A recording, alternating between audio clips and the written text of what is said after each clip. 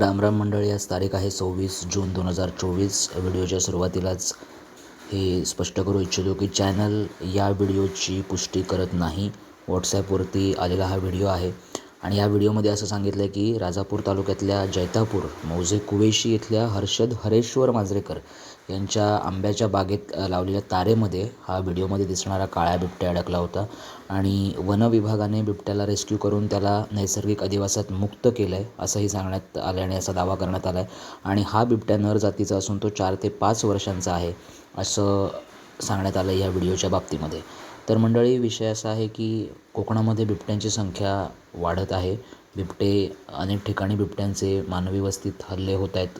पाळीव प्राण्यांवरती असेल, गुरांवरती असेल, काही वेळेला माणसांवरतीही हल्ले बिबट्यांनी केलेले आहेत. आणि याला कुठेतरी मला असं वाटतं की जी जंगलतोड होते, बेसुमार जंगलतोड, त्यामुळे बिबट्यांचं आणि वन्यजीवांचा अधिवास धोक्यात येते आणि ते मानवी वस्तीकडे चाल करून येत आहेत आणि त्यामुळे मानव आणि वन्य प्राणी संघर्ष हा अशा प्रकारे हळूहळू कोकणामध्ये सुरू होतो आहे. बऱ्याच वेळेला व्हिडिओमध्ये मी वानरांची समस्या मांडलेली आहे, त्याच्या पाठीमागे तेच कारण आहे. त्यासोबतच आता हा बिबट्या आणि त्यानंतर खाली सिंधुदुर्गामध्ये सुद्धा अनेक वेळेला दोडामार्ग वगैरे त्या भागामध्ये हत्तींचे कळप गावामध्ये घुसतात आणि नासधूस करतात शेतीची. त्यामुळे वन्य प्राणी आणि मानव यांच्यातला संघर्ष हा कळीचा मुद्दा हळूहळू कोकणामध्ये बनत चालला आहे. या व्हिडिओ इथेच थांबतो आहे. चॅनलला लाईक करा, सबस्क्राईब करा. धन्यवाद.